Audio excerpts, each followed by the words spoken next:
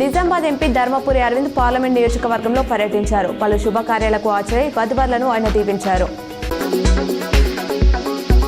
జగిత్యాల జిల్లా ఇబ్రహీంపట్నం మండలం కోజన్ కొత్తూరు గ్రామంలో ఇటీవల వడగళ్ల వానకు నష్టపోయిన పంట పొలాలను ఎంపీ అరవింద్ పరిశీలించారు.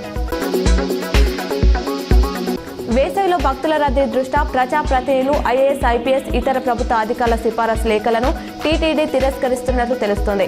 ఈ విషయంపై ఎలాంటి అధికారిక ప్రకటన ఇవ్వలేదు. దీంతో లేఖలతో వచ్చిన భక్తుల పరిస్థితి అయోమయంగా మారింది. ఏటా ఏప్రిల్ 15 నుంచి 3 నెలల పాటు సిఫారసు లేఖలు స్వీకరించారు.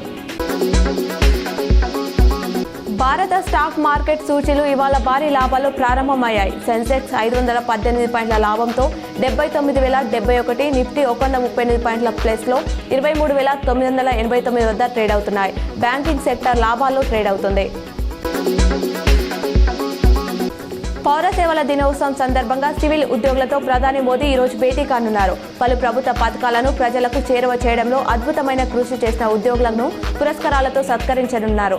ఈ సందర్భంగా సమగ్ర అభివృద్ధికి సంబంధించిన పలు పుస్తకాలను మోదీ ఆవిష్కరిస్తారు. నవీపేట మండలం ఎంచా శివాలోని పేకట స్థానంపై ఆదివారం రాత్రి టాస్క్ ఫోర్స్ పోలీసులు దాడులు నిర్వహించారు. Task force in charge additional DCP Srinivasarao ఆధ్వర్యంలో ఈ దాడులు నిర్వహించారు. 11 మంది పేకట రాయలను అరెస్ట్ చేశారు. వారి వద్ద నుంచి ద్విచక్ర వాహనాలు, 10 మొబైల్స్ తో పాటు ₹31,460 స్వాధీనం చేసుకున్నారు.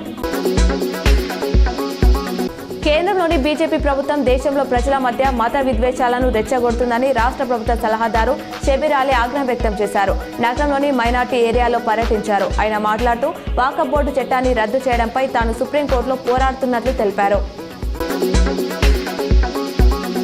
జపాన్ పర్యటనలో భాగంగా పలు సంస్థలతో సీఎం రేవంత్ బృందం పలు ఒప్పందాలు చేసుకుంది. హైదరాబాద్లో ఏకో టౌన్ ఏర్పాటులో భాగంగా పర్యావరణ పరిరక్షణ, వ్యర్థాల నిర్వహణ, రీసైక్లింగ్ రంగాల్లో EX research institute, P9 LLC, Nippon steel engineering, new chemical trading, Amit holdings సంస్థలతో ఎంఓయూ చేసుకుంది.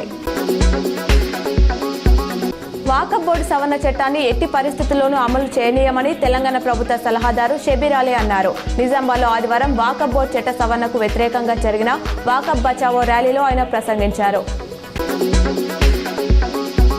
మంత్రి పొన్నం ప్రభాకర్, మంజుల దంపతులకు టీపీసీసీ అధ్యక్షుడు మహేష్ కుమార్ గౌడ్ 25వ వివాహ దినోత్సవ శుభాకాంక్షలు తెలిపారు.